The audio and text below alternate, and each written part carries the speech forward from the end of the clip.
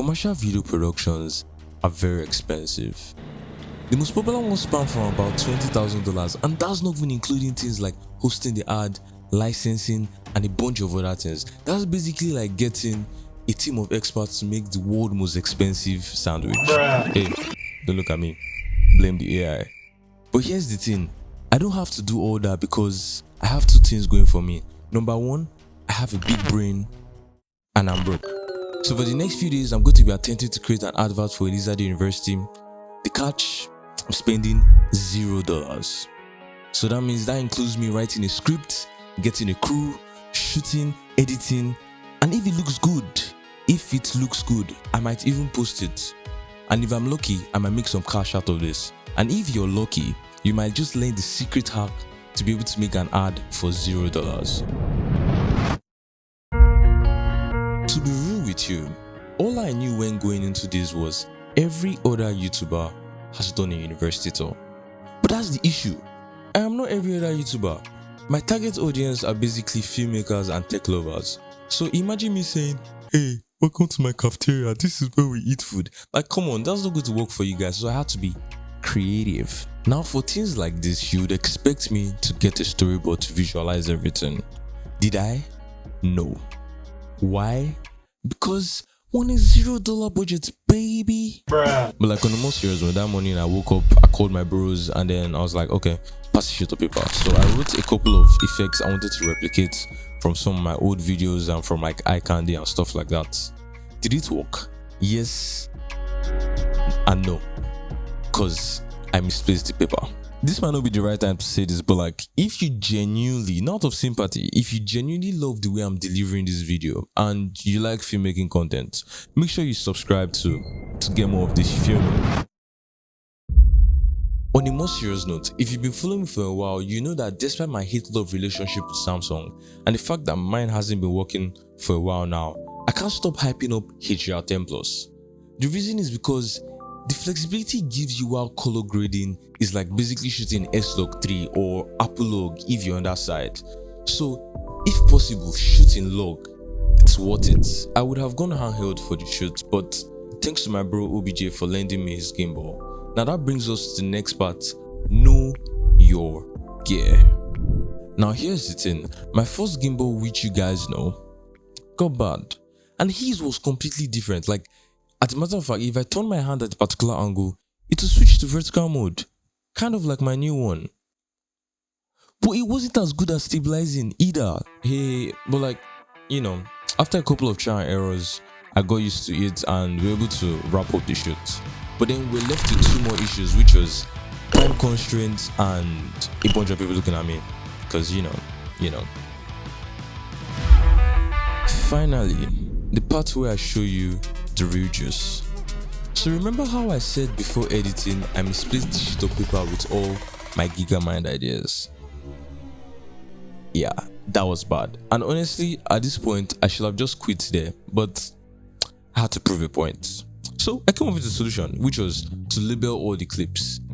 And basically all that allowed me to do was that by the time I was going into editing, I had everything, so I could just search for stuff and then I'll find it.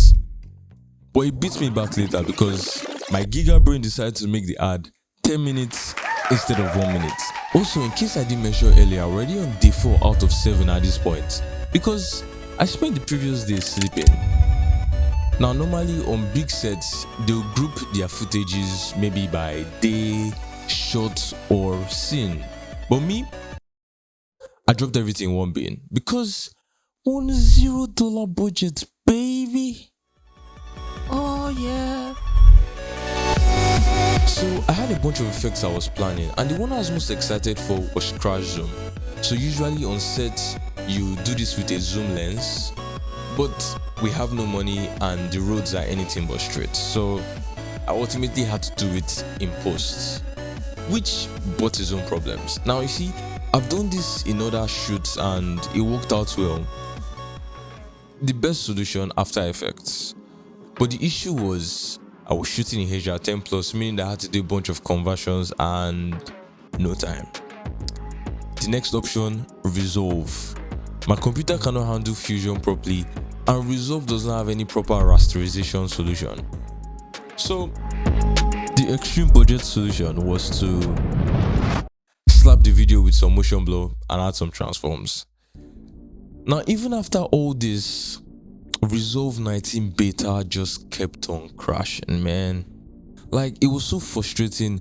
At the point I went on social media and I was just ranting, and I was just like, okay, you know what, I should just probably do a voiceover like every other YouTuber and just call it a day. But then I'd already come so far to just quit. So after a full day of troubleshooting, these are some of my favorite effects. And if you like any and you want to learn how I did it, just leave it in the comments and I might make a video on it.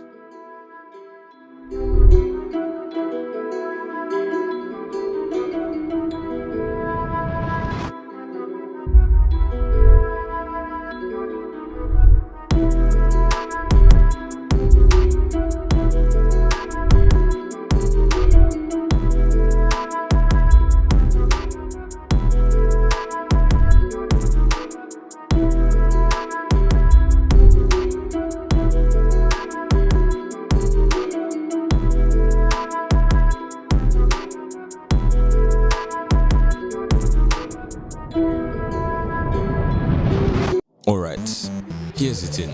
No matter how good your video looks, even if it's loaded with sick effects, it's going to feel empty if it lacks this one key element. Can you guess what it is?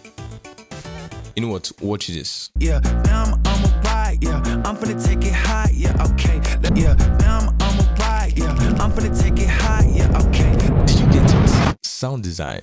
Yeah, you see, sound design is the secret sauce that can turn your $0 phone video into something that feels 100 times much more professional. It's as simple as watching your video and try to replicate real-world sounds for every movement and environment. It basically immerses your viewer into your video and keeps them hooked without them even realizing it. So if you want me to do an in-depth tutorial on sound design, you know what to do. That's terrible. Lastly, we've got color grading. Just as important as sound design, I'm so happy I shot in HDR10+. Now you see, don't get me wrong, you could actually shoot in any other format and you could get similar results, but this is just what I had available to me, and honestly, if you can, try it out. So initially my plan was to grade it like a very plain look, just saturated and welcoming. But then after like 4 variations, I found myself leaning towards a more cinematic look, which honestly I'm proud of right now. So on your right will be the final video, and on your left will be a video that YouTube thinks you should watch.